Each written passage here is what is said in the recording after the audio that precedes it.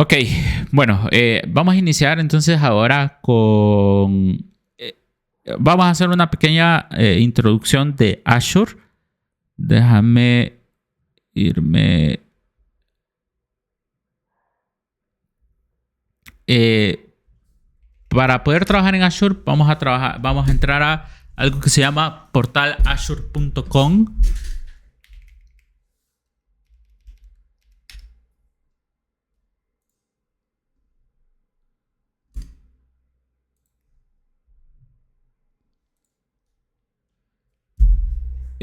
Para poder enseñarte un poco cómo la plataforma de Azure luce. Vamos a volver a cargar.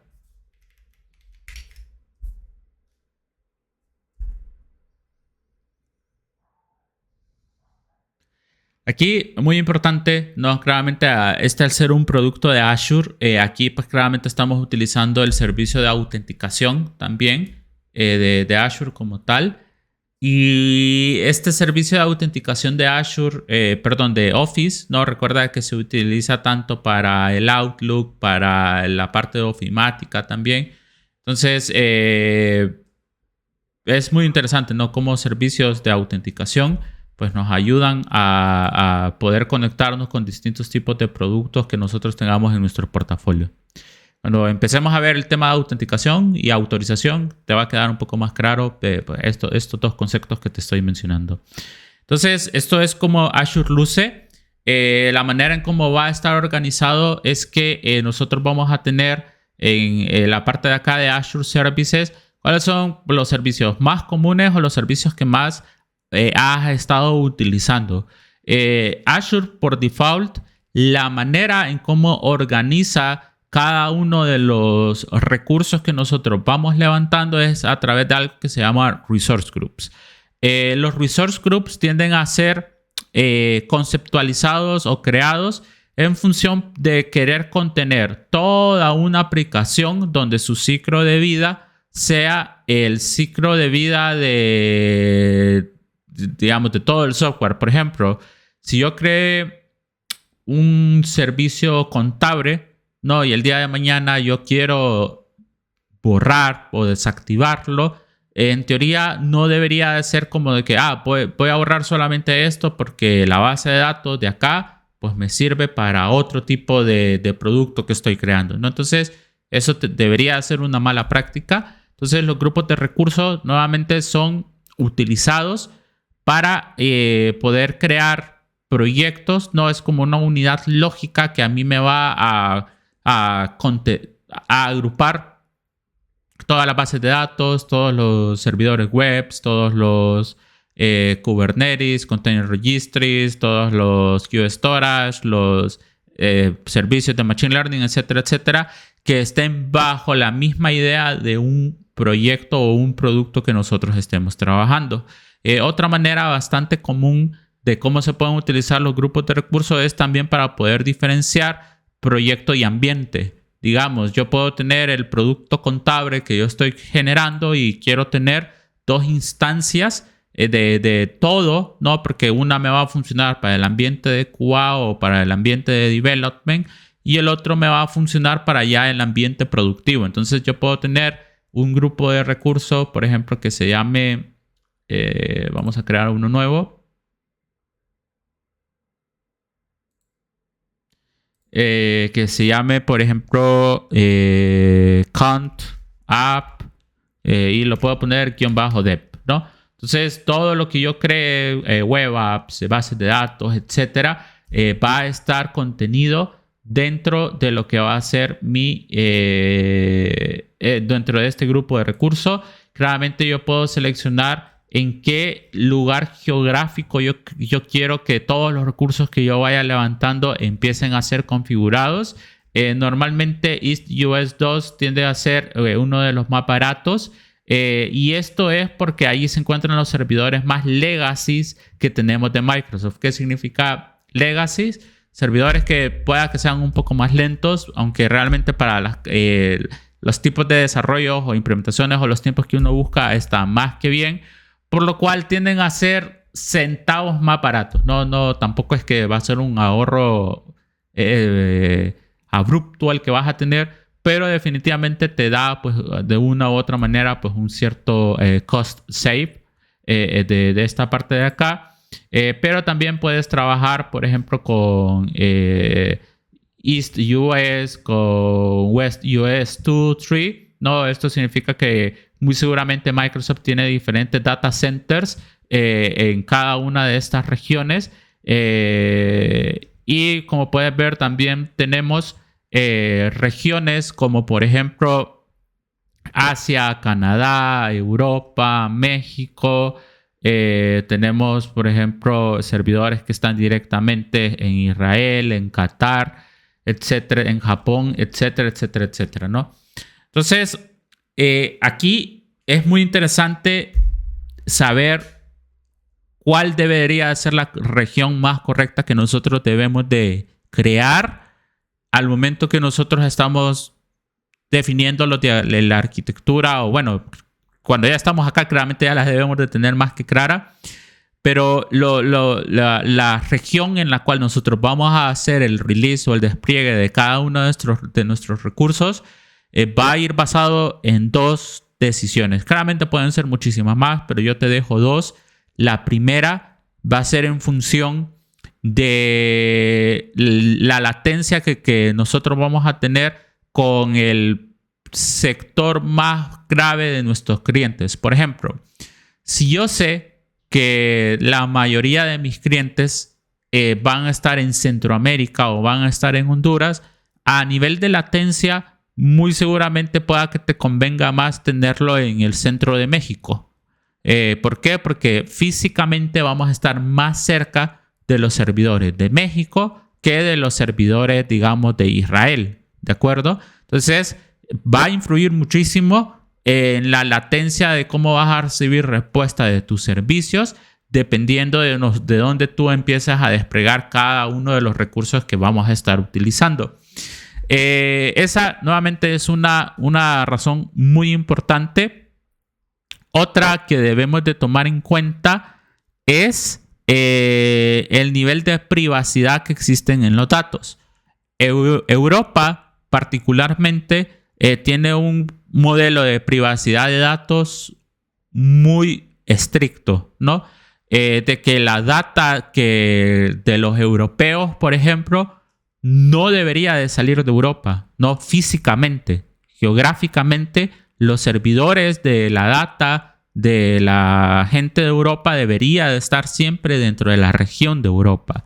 Entonces, si tú estás trabajando desde América y tuviste la oportunidad de emprender o crear un producto que va a estar en un 90% enfocado para gente europea, no coloques tus servidores en Estados Unidos, porque eso te puede llegar a generar problemas legales por temas de privacidad de la data que se va a generar a través de tus bases de datos, a través de tus web apps, etcétera, ¿no? Que van a empezar a consumir dentro de esta región. Entonces, pero digamos, ¿qué pasa si yo tengo una aplicación que va a ser utilizado tanto en Europa como en América, ¿no? Entonces, ahí es donde ya empiezan a entrar conceptos que están un poco más relacionados a la industria de software de si mi servicio va a ser un single tenant o si mi servicio va a ser un multitenant. O si va a ser un híbrido, por ejemplo. No voy a tener recursos en Estados Unidos que me van a atender todo América. Voy a tener recursos en Europa que me van a atender todo Europa. Y voy a tener recursos en Asia que me van a atender todo Asia. Entonces, los puedo colocar, por ejemplo, en Japón. Y estando en Japón voy a atender a China, voy a atender a Taiwán, voy a atender a Malasia, etc. Y en Europa, pues claramente toda la Unión Europea, ¿no? Entonces, yo puedo tener estas instancias, digamos, multilocation, pero multitenant, ¿no? O voy a tener un single tenant que dependiendo del cliente que esté contratando mi servicio, voy a ir levantando una instancia de toda mi infraestructura para cada uno de los clientes que yo quiera atender. Entonces, si regresamos al diagrama de arquitectura que te había mostrado anteriormente, creo que estaba más abajo, perdón, que aproximadamente a nivel de servidores o a nivel de recursos teníamos 1, 2, 3, 4, 5, 6, 7, 8, 9. Este Hadoop normalmente está involucrado acá. Entonces, aquí fácilmente, por ejemplo, tenemos 9 servicios que debemos de configurar en Azure, aparte de todo la parte de red, ¿no? Que por ahí vienen VNets, subnets, private links, etcétera. Entonces, este diagrama de infraestructura fácilmente lo podemos llevar a entre 10 y 15 recursos que vamos a querer empezar a configurar en esta sección de acá. En esta sección de aquí, ¿no? Entonces, ¿qué pasa si de esos 10 recursos que yo tengo 50 clientes, en el caso de que es un modelo single tenant el que yo estoy manejando y yo quiero replicar eso para los 50? Si lo hago de una manera manual, estoy muy atado al error humano, ¿no? Estoy muy atado al error humano. Por lo cual, aquí por eso hay herramientas como Terraform que a mí me ayudan a automatizar el despliegue de la infraestructura que va a soportar la lógica de los proyectos que yo voy a montar encima de esa infraestructura. Entonces, nuevamente, ¿no? Aquí pues te voy explicando un poco el caso de uso y del por qué es muy importante empezar a tener estos scripts de infraestructura que nos ayudan a hacer despliegues rápidos, ¿no? Pero es muy importante también pues, que conozcas a nivel de interfaz, ¿no? Las cosas que podemos hacer directamente dentro de Azure. Entonces, dicho eso, ¿no? La parte de la lógica de los grupos de recursos, recuerda que nuevamente la región que vas a seleccionar pues, va a depender mucho de la estrategia, de la privacidad de los datos, etcétera. Esa es una de las razones por las cuales también, no sé si has visto esto de que te dicen que no, con una VPN puedes acceder a contenido de alguna plataforma de streaming que en América no está disponible, pero en Europa sí, o en Estados Unidos sí.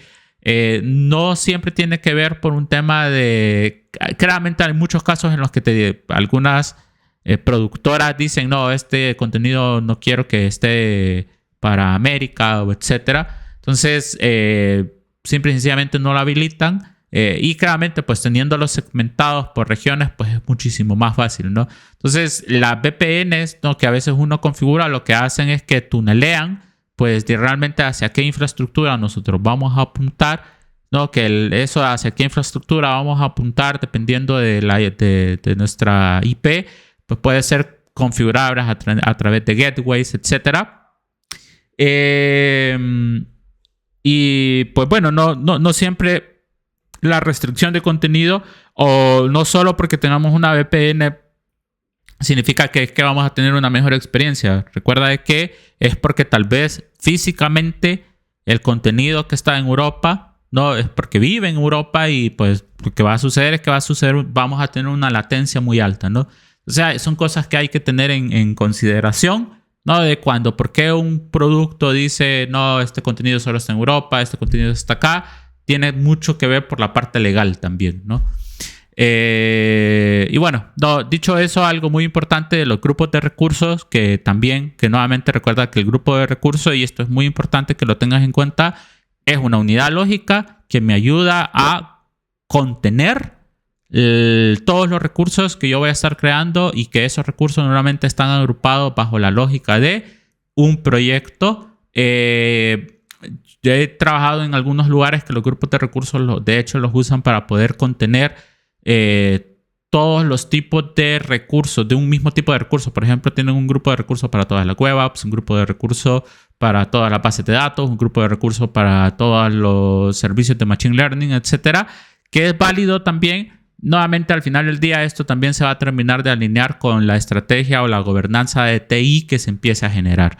Los grupos de recursos no generan ningún costo. Yo puedo crear 20,000 grupos de recursos y se va a ver reflejado $0, ¿no? Al final del mes en mi costo. ¿Por qué? Porque nuevamente solamente es una unidad lógica que a mí me sirve para poder identificar y agrupar cómo los recursos que yo voy a querer crear van a estar segmentados, y claramente eso me ayuda también a querer manejar un presupuesto que Azure nos ofrece de esos servicios por grupo de recursos, ¿no? De que si algún grupo de recursos al mes no se pasa de $5,000 facturables, por ejemplo, no, yo quiero de que tal vez algún servicio lo pare o algo por el estilo para que presupuestariamente no me vaya a salir de lo que operativamente yo puedo gastar. Ok, entonces ahora es muy importante esto que yo te menciono de decir que todos los recursos que yo creo al mes, yo no quiero de que se vayan a pasar de $5,000, ¿no? Pero ¿y eso cómo se cobra? ¿Dónde se cobra? Bueno, eso se cobra directamente de una suscripción. En este caso yo estoy utilizando una suscripción propia mía, ¿no? En esta parte de acá, pero tú como estudiante tienes una suscripción gratuita de Azure for Students que ahorita yo la tengo desactiva porque en periodos pasados pues ya me consumí los $100 que Azure te provee para poder experimentar un poco con los recursos que ellos tienen. Creo yo de que esto es renovable cada 2 meses, o sea, pues muy seguramente hasta dentro de 2 meses yo voy a poder volver a utilizar mi grupo de recursos, o podría buscar también a alguien que me preste una suscripción y poder trabajar, pero claramente esa opción lo dejo más para los alumnos. ¿A qué me refiero? Si tú en algún entrenamiento propio tuyo o en alguna otra clase ya te habían pedido configurar Azure y ya te consumiste los $100 que Azure normalmente te da, no te preocupes. Aquí lo que te recomiendo es que busques algún buen amigo que sea tal vez de alguna otra carrera y que te preste la suscripción de Azure de él. Ya te voy a explicar cómo puedes hacer para darle permiso, ¿no? a ese usuario. Para poder levantar tu suscripción de Azure, puedes ir al buscador y poner Azure for Students. Y normalmente casi que es los primeros links. Aquí te dicen, ¿no? Que puedes comenzar con $100 de crédito que Azure te ofrece. No requiere tarjeta de crédito, lo cual está bastante bien. Y el proceso de activar la cuenta es bastante fácil, bastante straightforward. Entonces no te preocupes con eso, lo vas a poder habilitar muy, muy sencillamente. Y nuevamente, no, una vez que ya actives tu cuenta, ya vas a poder entrar al portal azure.com. Claramente lo voy a dejar dentro de los links importantes dentro de la plataforma. Y una vez tú ya estés en esta sección de acá, pues aquí vas a tener tu suscripción. Y es un ejercicio bastante bueno porque en la vida real, pues nosotros también tenemos un presupuesto que tenemos que respetar. No, de que no nos debemos de pasar mensualmente de $10,000, $12,000, $100, $1,000, qué sé yo, ¿no?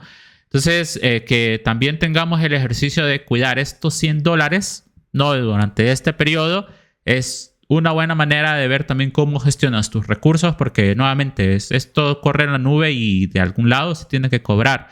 Claramente Azure pues tiene esta capa gratuita de que a nivel de negocio muy seguramente esto pues lo terminan cobrando de lo que se le cobra a gente que sí paga una suscripción, etcétera, y que pues de una u otra manera es un modelo de venta o es un enganche de que si te gustó operativamente Azure y pues lo puedes proponer o te puede servir para tus entrenamientos también. Nuevamente, no, solamente le das Start Free. A mí claramente esto no me va a funcionar ahorita. No, me salió Try Again y muy seguramente esto me va a redireccionar nuevamente a la parte de Azure. Pero aquí a ti te va a salir para que llenes tu formulario, tu información, tu correo. No, aquí me dice que no soy elegible para renovar, ¿no? Entonces, muy seguramente dentro de 2 meses o 6 meses, no recuerdo muy bien el número, voy a poder volver a activar mi cuenta. Pero en tu caso perfectamente lo vas a poder hacer en caso de que sea la primera vez, ¿no? Si no, te recomiendo nuevamente que busques pues algún compañero que te preste unos minutos, un par de minutos su cuenta. Lo puedes hacer de hecho con ese compañero a la par. Y una vez que ya tengas tu suscripción, te voy a explicar cómo te vas a dar permiso. Una vez que, bueno, si quieres vamos a crear este grupo de recursos rápidamente. Bueno, algo muy importante son los tags. Los tags son etiquetas que a mí me ayudan a poder identificar quién creó el recurso o para qué es. Yo normalmente manejo 3 tags. Uno es un created by, para saber quién fue el arquitecto o el responsable que creó el recurso. El segundo es el environment. Si esto lo estoy creando para qué ambiente. Aunque el nombre lo diga, pues también es bueno, ¿no? Porque esto me puede servir para poder hacer filtros posteriormente cuando esté haciendo el análisis de costo, de cómo va el forecasting, de lo que yo voy creando, etcétera, etcétera. Y el otro yo lo pongo un date, ¿no? Cuándo fue la fecha en la que yo creé el recurso. Y aquí normalmente trato de manejar el mes, año, ¿no? De cuando yo creé este grupo de recursos como tal.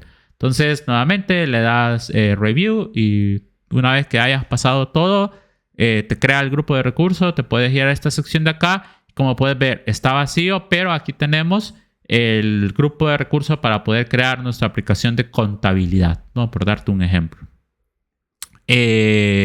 Ok, entonces, una vez que tú ya hayas activado tu suscripción, ¿no? Lo que va a suceder es que en Subscriptions vas a poder ver esa Azure for Students, ¿no? Y claramente todo lo que vayas creando va a ir atado a esta suscripción de esta sección de acá.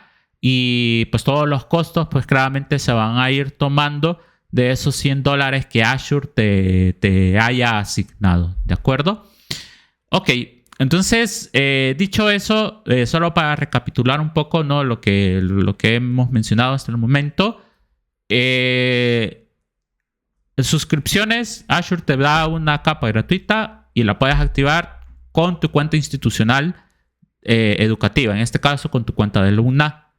Número 2, la manera en cómo nosotros vamos a ir creando los recursos. Cuando hablo de recursos me refiero a servidores, bases de datos, servicios de Machine Learning, etc.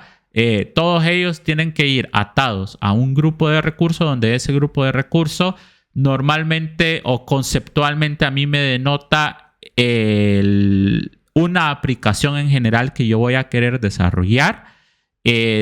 Número 4, creo, de consideraciones importantes que debes de tener en cuenta es dónde vas a localizar geográficamente tus recursos y tu grupo de recursos. Recuerda que esto tiene que ver por qué tan próximo esté, ¿no? Para poder reducir la latencia de lo que nosotros vamos a querer generar. También el tema de privacidad de datos. Recuerda que si por allá hiciste una encuesta y entendiste que el 80 o el 60% de tus consumidores más grandes van a ser de Europa, pues para que te convenga mejor tener servidores en Europa, ¿no? O enfocarte solamente en la comunidad europea para no tener problemas legales, ¿no? Entonces, aquí es cuando ya empieza a suceder sinergia también, ¿no? Con personas que tengan conocimiento en la parte del área legal. Y el tema del presupuesto, que es muy importante, ¿no? Pues claramente manejarlo bastante bien. Y antes de levantar esos presupuestos, pues nosotros podemos utilizar la calculadora de Azure para poder entender un poco cómo vamos a manejar esos presupuestos como tal. Entonces, antes de irnos a la calculadora de Azure, ¿qué te parece si hacemos un diagrama súper rápido? Un diagrama de arquitectura de este servicio contable que nosotros queremos generar. Vamos a llamarlo Cont App. ¿De acuerdo? Vamos a darle Save.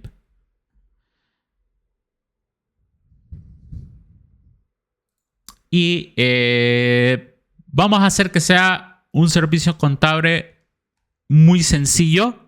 Y lo vamos a manejar bajo una lógica multitenant. ¿Qué significa multitenant? Que todos los recursos que yo levante van a ser para atender distintos clientes. O sea, voy a tener el cliente 1 que va a ser, digamos, Larash, el cliente 2 que va a ser, por ejemplo, Grupo Monge. Voy a tener alguna otra startup que va a querer manejar la contabilidad a través del servicio que nosotros vamos a construir, etcétera, etcétera, etcétera, ¿no? Eso significa de que yo voy a tener N cantidad de clientes que van a querer operar o van a querer trabajar dentro del servicio que yo voy a estar trabajando. dado que va a ser un servicio multitenant y voy a tener distintos clientes, que pueda que algunos clientes sí tengan ciertos módulos, otros no, que voy a ocupar darles soporte, etcétera. Este tipo de, vamos a decir, este tipo de aplicaciones, una buena práctica es manejar separado lo que es el back office, ¿de acuerdo? De lo que es el front office. Cuando yo me refiero a back office, normalmente tienden a hacer todas esas tablas de mantenimiento, como por ejemplo, este cliente que yo tengo es un cliente corporativo, es un cliente independiente, es un cliente que, qué sé yo, ¿no? Que todos esos valores, ¿no? Que nosotros normalmente tienen una transaccionabilidad un tanto baja, o que son datos muy sensitivos también, porque es lo que la gente normalmente ya empieza a consumir a través de los formularios, no ya el producto final como tal.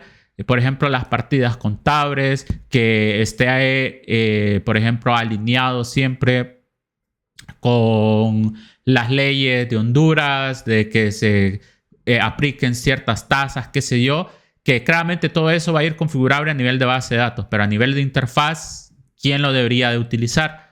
Deberían de ser peticiones que van a entrar directamente por un ticket y lo vamos a escalar con el DBA y el DBA lo va a hacer directamente de la base de datos, o vamos a tener un equipo de administradores, ¿no? Que van a estar utilizando mi sistema para poder atender las diferentes peticiones o solicitudes de mis clientes, ¿no? Entonces, esa parte de back office que normalmente los usuarios finales que ya consumimos un producto no lo vemos, tienden a estar en servidores apartes por temas inclusive de seguridad, y por temas inclusive de performance, porque un back office tiende a tener pues menor capacidad de recursos, porque nuevamente su transaccionalidad no es para nada igual con la transaccionalidad que va a tener el sistema contable que va a estar atendiendo a una cartera de 100 clientes que yo voy a tener, ¿de acuerdo? Entonces, vamos a manejar algo que se va a llamar App Service Plan, o vamos a ver, App Service Plan. Vamos a ver si encuentra. Sí. Que este es un recurso de Azure que es el que me va a contener los distintos web apps que yo voy a tener para mi base de datos, ¿no? Entonces, pequeño, acá en More Shapes, claramente aquí tú puedes seleccionar distintos tipos de iconografías que te van a ayudar a poder hacer tus diagramas en Draw.io. Este lo puedes encontrar en la web y te puedes dar de alta con tu cuenta de Azure, con tu cuenta de Google. Y aquí yo tengo seleccionados los que son los de Azure para poder tener la iconografía de Azure en esta parte de acá. Luego yo puedo tener una web app. Vamos a ver si lo encuentra. Una web. Vamos a ver, Azure App. Sí. Puedo tener este servicio acá que se llama App Service, ¿no? Y yo voy a tener, por ejemplo, una que va a ser para la API del back office que voy a estar trabajando, y voy a tener otro que va a ser para la UI, ¿no? De lo que yo también voy a estar queriendo configurar. Ahora, supongamos que esto de acá va a estar siendo atendido por un container registry. ¿De acuerdo? Sería este servicio de acá. Entonces, el método de release o de despliegue que yo voy a tener para mis aplicaciones, digamos, van a estar soportados bajo imágenes que van a vivir dentro de este container registry que yo voy a tener configurado en esta parte de acá, ¿no? Entonces, también todo ya queda como muy depende de ti si vas a querer crear un container registry que va, qué sé yo, cumplir políticas de red que va a ser solamente para la parte de back office, o inclusive el back office puede hacer de que sea accedible solamente mediante alguna VPN, por lo cual aquí yo puedo tener una configuración de red especial, ¿de acuerdo? De que el back office, si bien es cierto, va a estar publicado en internet, pero yo ocupo que tu segmento de red esté dentro de la red que yo voy a definir en la nube, para que puedas acceder a él, ¿no? Entonces, puedes hacer también, ¿no?, configuraciones de red que claramente no las vamos a hacer en esta clase porque son un poco más propias de la clase de redes de datos como tal. Pero definitivamente aquí puedes tener, ¿no? Todos estos servicios. Vamos a hacerlo un poco más ordenadito. Esta parte de acá. Perdón. Vamos a ordenarlo un poco más para que sea más real. El Container Registry claramente no vive, ¿no? Dentro del App Service Plan. No es una definición como tal. Entonces este lo podemos tener acá. Este lo voy a hacer un poco más pequeño. Este lo voy a borrar. Y este lo voy a tener aquí, ¿no? Entonces, este App Service Plan, digamos que contiene las imágenes de Docker que se van a containerizar dentro de estos dos web apps que yo voy a tener en esta parte de acá. Y este va a ser para el back office, ¿no? Por darte un ejemplo. Back office. ¿Sí? Y por acá, digamos que... Déjame solo hacer un pequeño cambio. Voy a poner este UI. Voy a poner este API. Y digamos que por acá yo voy a tener otro App Service Plan. Que este App Service Plan de acá va a ser ya mi Cont App. Que es el que ya me va a contener la aplicación que los clientes van a estar consumiendo, ¿no? Digamos que aquí voy a tener otra UI y otra API para esta parte de acá. Y claramente aquí yo podría tener también, ¿no? Que este mismo Container Registry contenga las imágenes de estas web apps que yo voy a tener en esta parte de acá. Entonces, solo vámonos, go to front, para que se vea un poco mejor. Go to front. Y los iconos le voy a dar go to front también. Front, ahí está, para que se vea un poco mejor, ¿no? Entonces, vamos a separarlo un poco más esto para que se entienda de que son diferentes. Entonces, nuevamente, ¿no? Este Container Registry va a contener las imágenes tanto de la UI, de la API, de tanto de mi back office como de mi aplicación de contabilidad. Recuerda que aquí yo tomé la decisión de separarlos por temas de seguridad. Porque si el contexto que yo voy a tener es que yo voy a tener 10 clientes, ¿no? Por ejemplo, aquí voy a tener cliente 1 hasta el cliente 10, digamos, ¿no? Que tal vez va a estar acá. O hasta el cliente N, supongamos. Y estos clientes van a estar consumiendo directamente esta parte de acá, ¿no? Entonces, yo no quiero de que viva la lógica del back office dentro de este servicio de acá por temas de seguridad. Entonces los usuarios administrativos, ¿no? Muy seguramente ellos van a estar consumiendo directamente esta parte de aquí, ¿no? Por lo cual busco y le da pues un mayor nivel de seguridad, ¿no? Entonces es una decisión que tomé porque nuevamente ahorita el contexto de lo que te estoy planteando es que va a ser un servicio multitenant, o sea, todos mis recursos van a atender a más de algún cliente, ¿no? Claramente la base de datos tiene que ir normalizada en función de eso también. Y por acá vamos a tener la capa de la base de datos. ¿De acuerdo? Entonces, esta capa de base de datos, digamos, vamos a tener aquí un Azure SQL. Estas Azure SQLs funcionan mucho como si fuesen bases de datos de SQL Server como tal. Entonces, aquí vamos a tener Cont App, que claramente aquí, dependiendo de los esquemas que tengamos, puede hacer de que puede hacer que yo tenga un esquema de settings o de esquema de back office y el esquema del producto ya como tal. Entonces, el cliente de base de datos que yo voy a tener en esta sección de acá va a tener permiso de escritura y lectura en el esquema de settings, pero en los esquemas de un negocio no.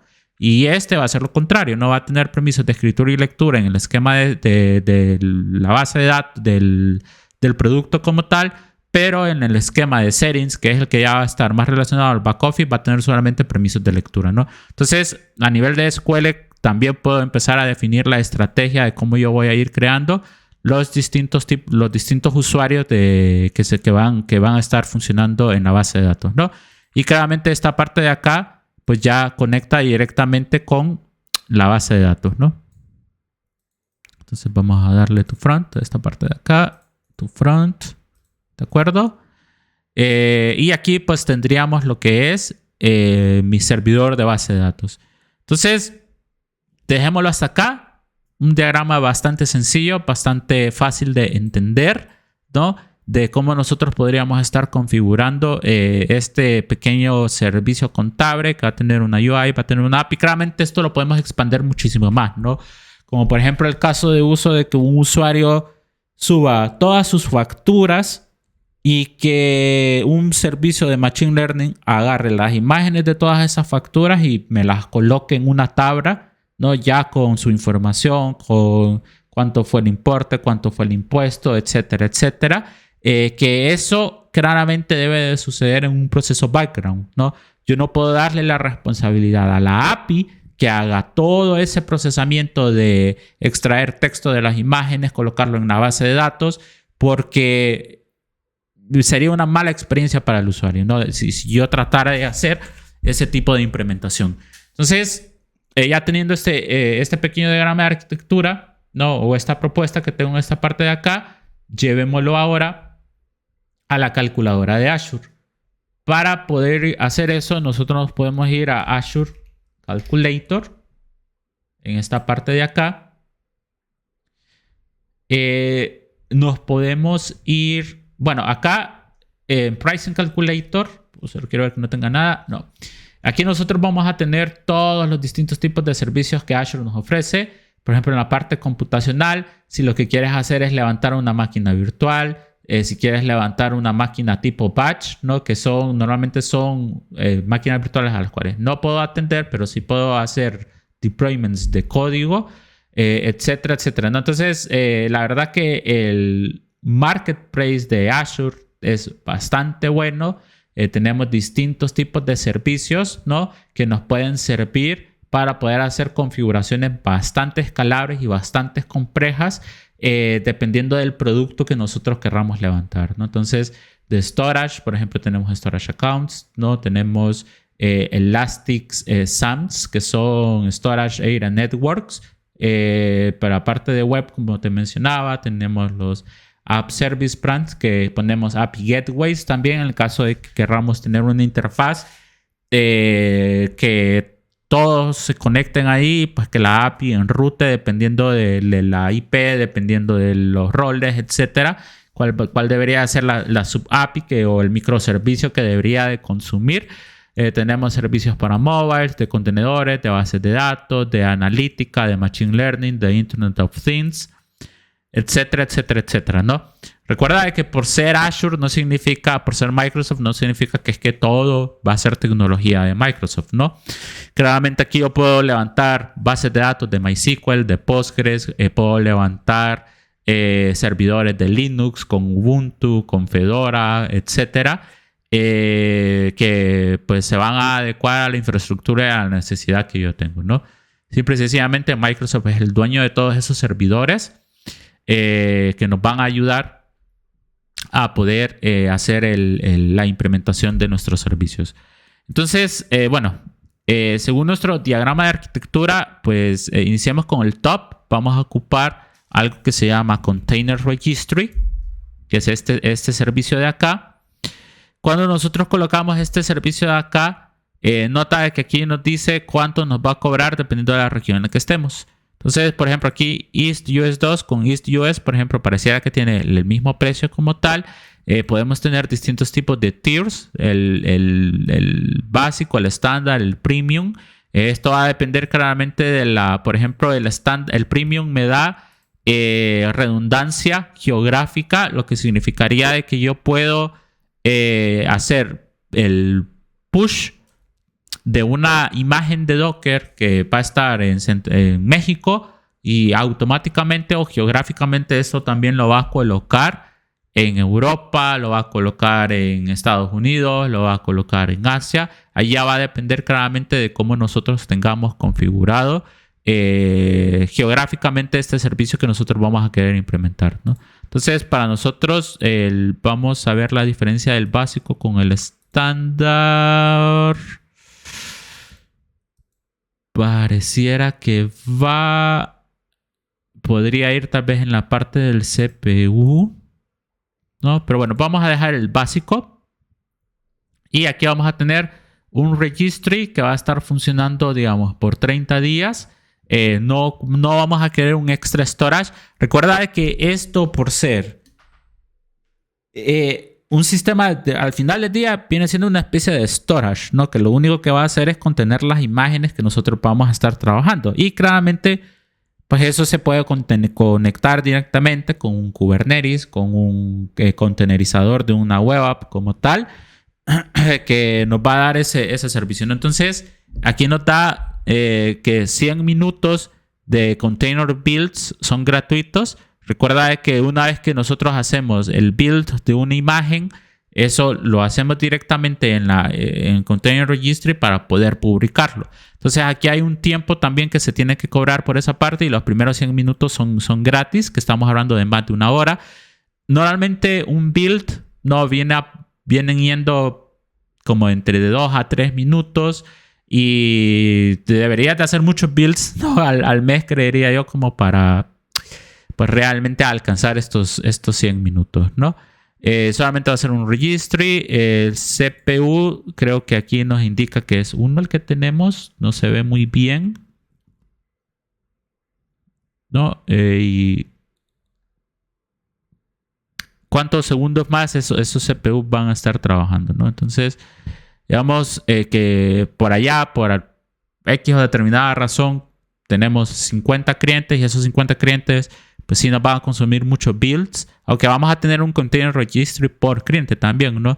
Entonces, pero digamos, en el caso de que esto lo tengamos operando, qué sé yo, por 2 nodos, 2 CPUs, toda esta cantidad de segundos haciendo builds o queriendo publicar, pues esto nos estaría costando aproximadamente $200, ¿no? Que nuevamente, muy difícilmente esto lo vamos a estar alcanzando, ¿no?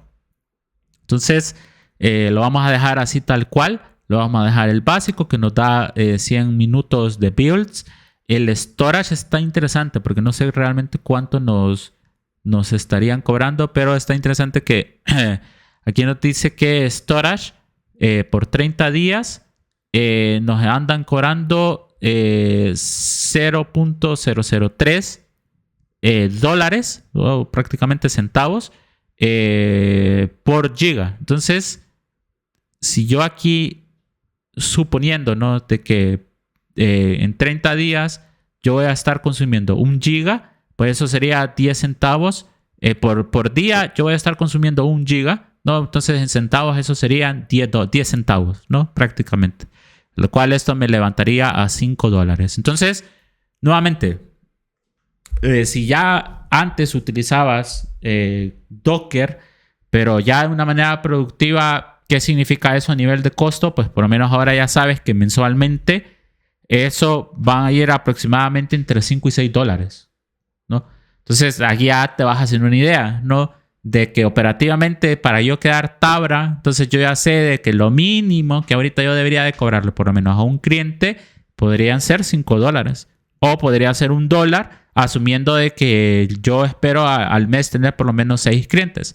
Y que con eso máximo, pues yo ya voy a tener por lo menos para poder pagar mi servicio del Azure Container Registry, ¿no? Entonces, en el caso de que sea una especie de suscripción, lo que nosotros querramos vender de nuestra aplicación de Cont App, ¿no? Por darte un ejemplo. Entonces, vamos a dejarlo así, esta configuración de acá. Luego, estoy diciendo que voy a tener 2 web app brands, ¿no? Una para el back office, otra para ya directamente el Cont App como tal. Entonces, vámonos acá y vamos a escribir app service, que es este que tengo en esta parte de acá. Y nos vamos a ir abajo. Y acá nosotros vamos a definir nuevamente bajo qué sistema operativo yo voy a querer este servidor que voy a estar configurando. En este caso lo voy a colocar Linux porque nota como de Windows a Linux pues baja significativamente el precio. Y que bajo qué tier yo lo voy a querer, ¿no? Entonces voy a dejar un Basic y voy a dejar un V1. Y nota que acá para las instancias que yo voy a querer van a ser 2. ¿Por qué 2? Porque voy a tener una para la web app y otra para la API, ¿no? una para la UI o la otra para la API, como lo quiera ver. Y aquí estoy diciendo de que constantemente estas webs van a estar atendiendo peticiones, ¿no? Que serían 730 horas que van a estar constante al full, no funcionando esos servidores, esas dos instancias. Y eso pues ya me estaría costando $26 mensuales. Ahora, estas 730 horas, si yo lo divido entre 24, lo que me están diciendo es que van a estar a tope, trabajando un mes entero, ¿no? Trabajando un mes entero.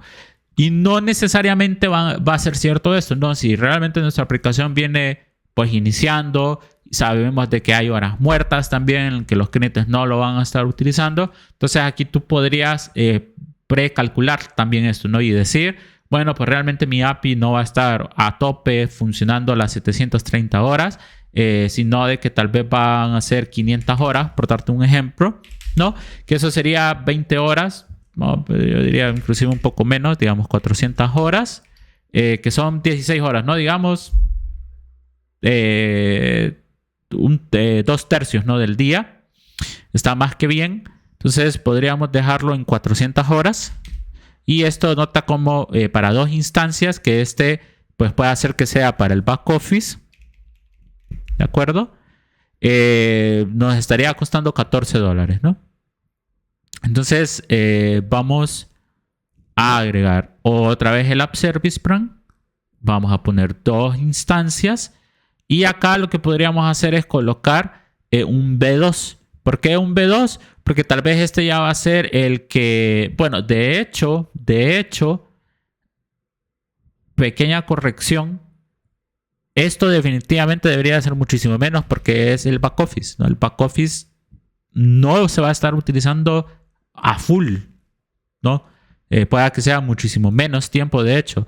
Mientras que el App Service, que ya es el que va a contener el Cont App, de lo que yo voy a querer estar codificando, pueda que sí ya ocupe un poco más de potencia, por ejemplo 3.5 GB de RAM, 10 GB de storage, ¿no? Entonces ya para ya me estaría costando $15 la hora, pero aquí es muy interesante porque, bueno, vamos a ponerlo Linux para que no pase también.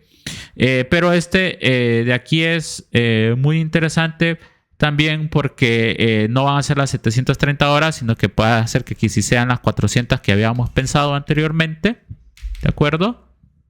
A ver, 400, sí, ahí está. ¿De acuerdo?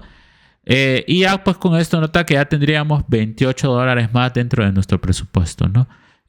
Por ahorita esto nos estaría costando $41. Entonces, nota de que acá para el de back office le estoy colocando únicamente un core. Este va a tener 2 cores.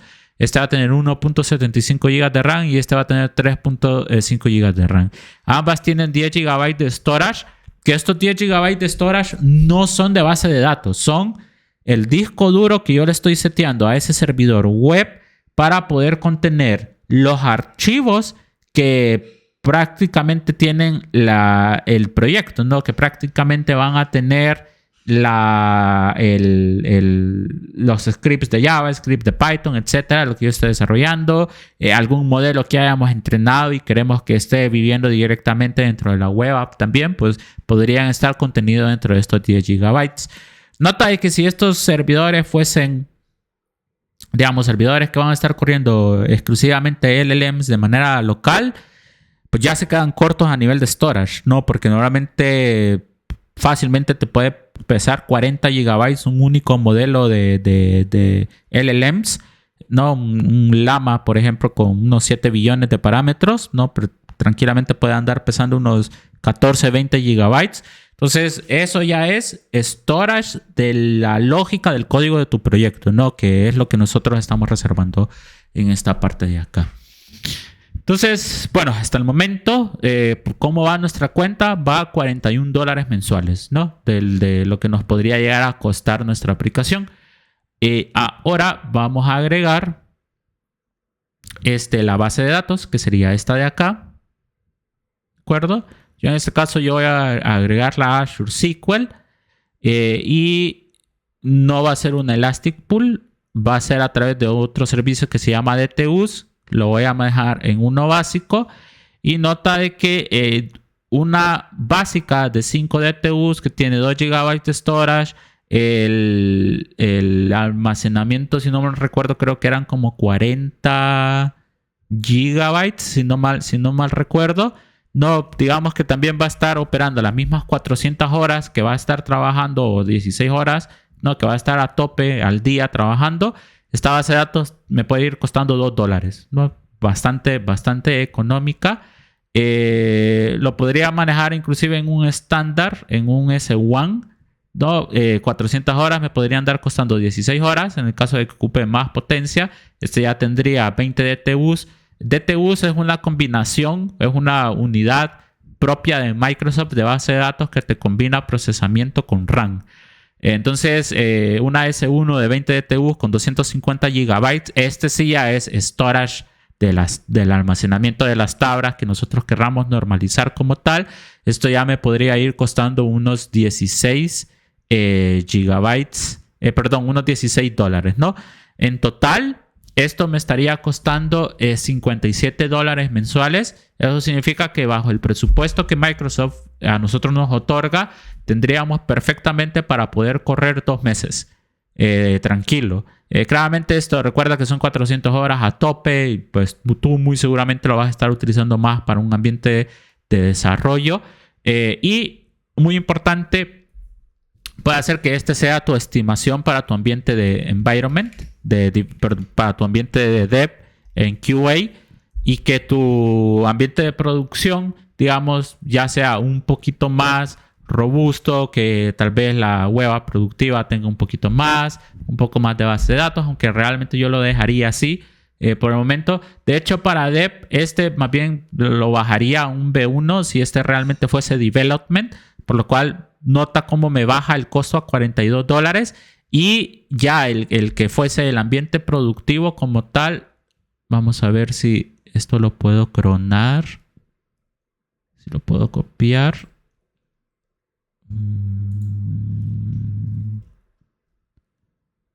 A ver, creo que ocupo autenticarme, pero no estoy seguro si me lo vaya a borrar.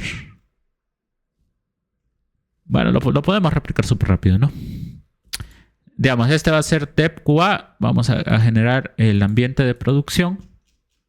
Vamos a agregar lo mismo. Vamos a agregar el Container Registry primero. Azure Container Registry, este de acá. Y aquí le habíamos colocado 1 GB. Nos daban los $5.100, lo cual está bastante bien. Vamos a agregar la web app también. Recuerda que aquí vamos a tener 2 instancias. La voy a dejar B1, la 2, y este lo teníamos en 200 horas, que como va a ser development, pueda que sea inclusive mucho menos tiempo también lo que estemos consumiendo al mes de esta parte de acá. Está bien. Vamos a levantar otra App Service Plan. Vamos a poner Linux. Este no lo cambié a Linux también. Debería ser Linux para que sea más barato. Este es el Pack Office. Este va a ser el Cont App. Ya es el que te va a contener la aplicación como tal del cliente. Va a ser Linux también. Los estoy dejando East y West, ¿no? Para dejarlos en un mismo lugar. East y US. ¿De acuerdo? Linux básico. Lo vamos a dejar como un B1 a este también.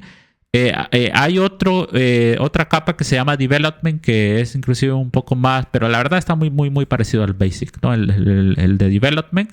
Vamos a hacer 2 instancias. No, vamos a dejar las 400 horas tal vez, ¿no? En esta parte de acá. Y vamos a agregar por último la base de datos. Azure SQL Database. Que era esta de aquí. Con la base de datos hay que ser muy cuidadosos, ¿no? Cuando las estemos configurando. Lo vamos a poner DTUs, un estándar, un S0. La verdad no creo que ocupemos más. y las 400 horas que habíamos mencionado anteriormente. Y este me puede costar $8 tranquilamente, ¿no? Entonces quiero ver la diferencia de la base de datos. Sí, si te fijas, no, perdón, porque este era producción. A ver. Entonces este lo vamos a dejar en 100 horas. De hecho, este lo vamos a dejar en 400 horas. Está bien, pero lo podemos dejar así también. Y este de acá, por ser development, lo podemos dejar en un S0. Porque nuevamente no, porque va a ser development. No ocupo realmente pues una gran capacidad si va a ser solamente para nosotros, ¿no? Entonces development me puede llegar a costar $31. Producción, volvámoslo a calibrar. Producción, back office, lo puedo dejar en un B1. Realmente siento yo que sí puede operar tranquilamente. Aquí son 200 horas. Este de acá. Este sí definitivamente lo puedo dejar en un B2. 2 instancias, ¿no? Y la base de datos claramente sí lo podría levantar. Y aquí podría ir pues jugando un poco, ¿no? Aquí podría dejarlo en un S1 o un S2 dependiendo de pues realmente qué tanta demanda tenga. Si lo dejo en un S2 productivamente me puede llegar a costar digamos $79, ¿no? Entonces haz la suma. Tendríamos para 2 ambientes, uno que me va a servir tanto para Dev como para QA y otro ambiente que me va a ser productivo ya. Recuerda que cuando yo hablo de ambientes significa que prácticamente vamos a tener todo replicado, ¿no? O sea, todos estos 4 recursos que muy seguramente se transformen en 6 porque el App Service Plan me genera 2 más, pero ya sabemos el costo. Entonces muy seguramente voy a tener un Cont App Dev que me va a contener todos estos recursos que yo estoy mencionando en esta parte de acá. Y puedo crear otro grupo de recursos que se va a llamar Cont App Prod, que me va a contener todos los recursos con las especificaciones que yo estoy seleccionando en esta parte de acá. Entonces, ¿cuánto me puede llegar a costar mantener mi ambiente de desarrollo con mi ambiente de producción? $100. Si yo tengo 10 clientes y quiero quedar tabla, no en el sentido de que no gano, no pierdo, a 10 clientes la suscripción se lo debería de vender mínimo $10, ¿no? Ahora, si yo quiero obtener una ganancia de esos 10 clientes y digo, no, pues voy a cobrarles $20 mensuales por querer utilizar mi aplicación, eso significa que para poder quedar balanceado, mínimo ocupo 5 clientes para poder obtener esos $100 mensuales que me van a ayudar a querer mantener tanto producción como desarrollo, ¿no? Ya cuando empiece a obtener mi 6º cliente, yo ya sé que ya voy a empezar a obtener $20 mensuales que ya van a ser directamente pues para mí, ¿no? Que ya van a ser ganancia propia mía. Y esa es una de las maneras en cómo puedes ver la manera en cuánto puedes cobrar una suscripción mensual de algún servicio que tú quieras cobrar, ¿no? Claramente cuando vas iniciando pues no tienes una cartera de clientes muy grande y pues toca sacrificar un poco, ¿no? El decir, no, pues mira, te voy a bajar este precio, que es lo que hoy por hoy Microsoft, Vercel, etcétera, que son clientes proveedores súper grandes que tienen miles y miles de clientes, se dan el gusto de poder ya empezar a balancear y tener capas gratuitas, ¿no? Cuando uno va iniciando, lo que uno a veces también puede hacer es buscar un inversionamiento, una inversión financiera que me dé para poder pagar yo, costearme la capa gratuita, pagarla yo, ¿no? A través de la inversión de alguien, bajo la promesa de que sí vamos a generar clientes. Y ahí es donde toma muchísima más importancia los equipos de mercadeo, los equipos de venta, los equipos administrativos, porque son los que son esos motores que nos van a ayudar a buscar esos clientes que va a hacer que pues este gasto operativo pues tenga sentido, ¿no? Dicho eso, en los próximos videos que te voy a compartir, que son los videos de Terraform, ya va a ser cómo empezar a crear cada uno de estos recursos directamente desde código. Espero que haya sido interesante para ti esta pequeña introducción de infraestructura y de la nube, de costos, etc. Te saludo y te dejo con un fuerte abrazo.